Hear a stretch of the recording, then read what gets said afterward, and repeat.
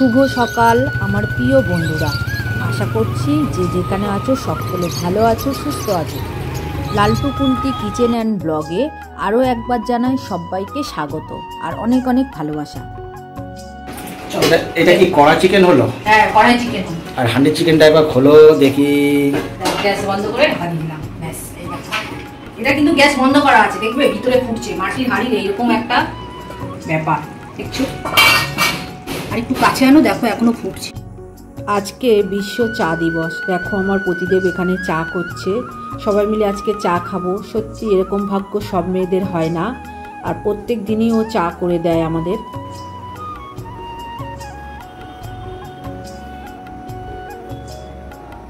চামচ চা পাতা দিলাম, দিয়ে বন্ধ করবো। এবার চাটা ঢাকা দিয়ে দিলাম। আমি তো চা ছাঁকতে পারি না, আমার দিদিভাইকে ডাকতে হবে চা ছাঁকার জন্য। হ্যাঁ, কোথায় গেছিলে? শাক তুলতে গেছিলাম, এই দেখো কত রকম শাক নিয়েছি। আর চাটা ছাঁকতে হবে, চা করা হয়ে গেছে। এই তো দেখো কত রকম শাক নিয়েছি, দেখো। এই দেখো, এটা হচ্ছে কুলপো শাক, আর এইগুলো হচ্ছে সাঞ্চে শাক বলি আমরা, সাঞ্চে শাক।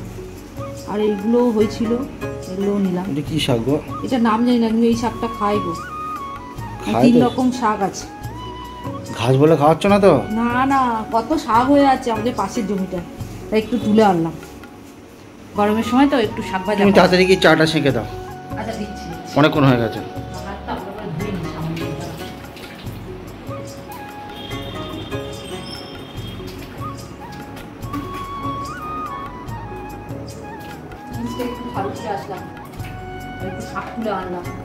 স্যানিটাইজার দেবে, অনেক জীবাণু থাকে।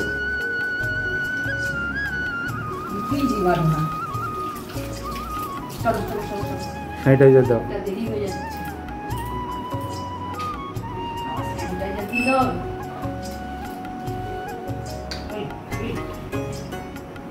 ঠিক আছে, যাও যাও তাড়াতাড়ি যাও। দাদা ভাই চা করে রেখে দিয়েছে, আর আমি চাটা এখন ছেঁকবো। ও কিন্তু চা ছাঁকতে পারে না, চা করে রেখে দিয়েছে।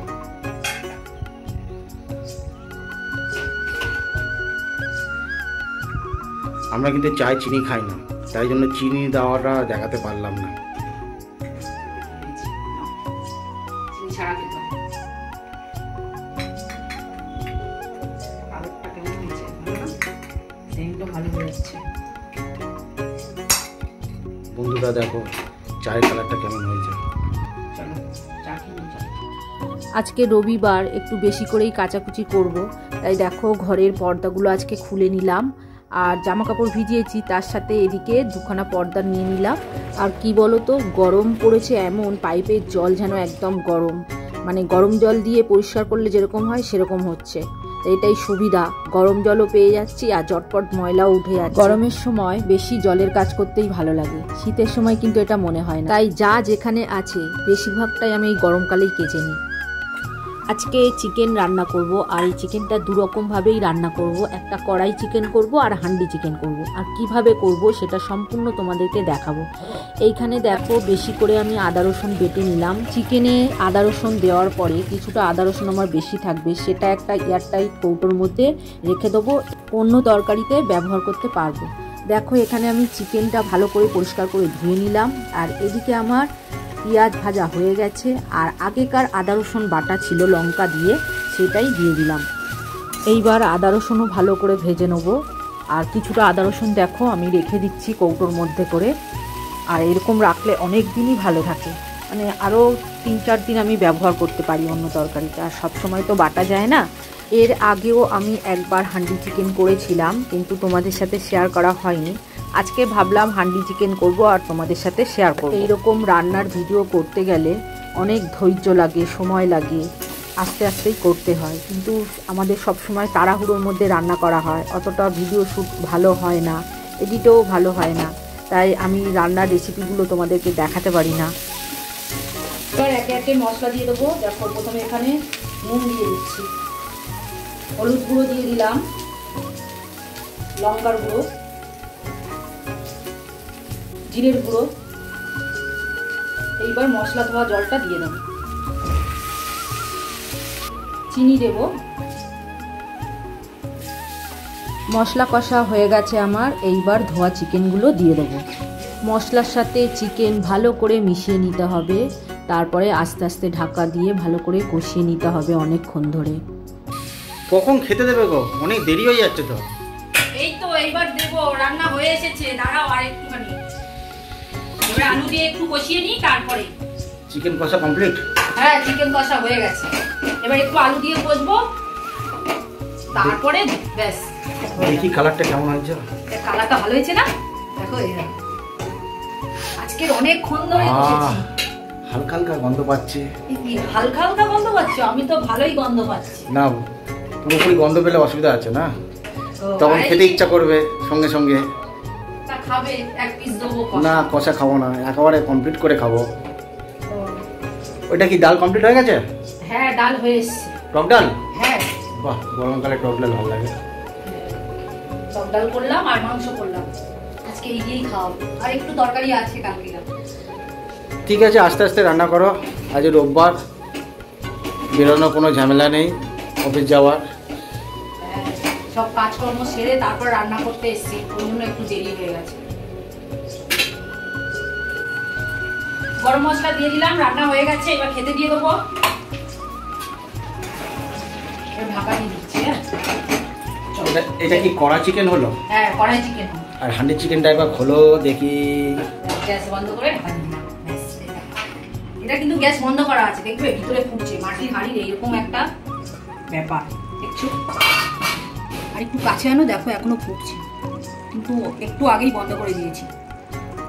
ফুটছে, দেখেছো? অনেকক্ষণ গন্ধ লাগছে কিন্তু। হান্ডি চিকেনটা তো বেশি সুন্দর লাগছে গন্ধটা, আর কড়াই চিকেনটা অতটা সেন্ট ভালো বেরোচ্ছে না, কিন্তু হান্ডি চিকেনের সেন্টটা খুব সুন্দর বেরোচ্ছে। খেলে আরো বুঝতে পারো। ঠিক আছে, তুমি এরকম মাঝে মাঝে হান্ডি চিকেন করে খাইও আমাদের। ঠিক আছে, খাওয়াবো, আর খেলে বুঝতে পারবে কিরকম হান্ডি চিকেন হয়েছে। চলো খেতে দিও। হ্যাঁ, ভাত হয়ে গেছে, এবার ভাত দিয়ে দেবো। হান্ডি চিকেন এসে গেছে,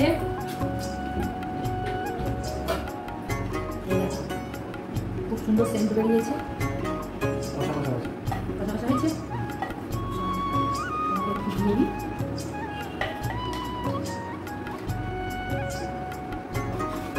বেশি দিও না, ঝাল হবে। না, ঝাল বেশি দিই। রসুনগুলোর সাথে মেখে খাও, টেস্ট পাবো, অন্যরকম টেস্ট পাবো। দেখি একবার খেয়ে। ভালো লাগছে খেতে? ভালো। অন্য সময় যেরকম কড়াতে যেরকম রান্না হয় তার থেকে অনেক ভালো লাগে। কড়াই চিকেনের থেকে হান্ডি চিকেন বেশি ভালো। এবার থেকে তুমি করবে? হ্যাঁ, করবো।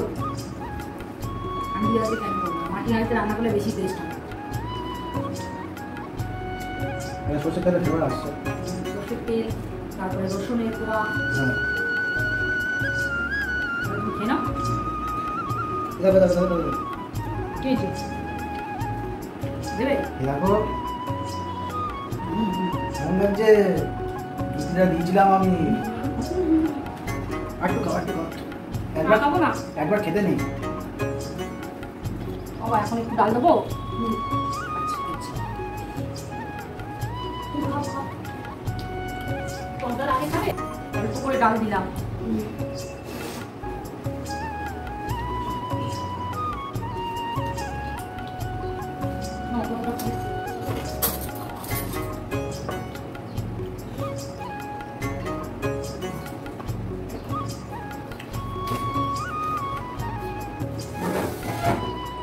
দিয়ে দেবো আরেকটা আলু দিই, আরেকটা মাংস দিই, হবে না? ছোট এখানে থাক, তোমার লাগলে নেবে। দেখো এখানে কত সুন্দর সুন্দর পাখি। আজকে একটু বাজারে এসেছি, কেননা আমাদের পায়রাদের জন্য খাবার নিতে।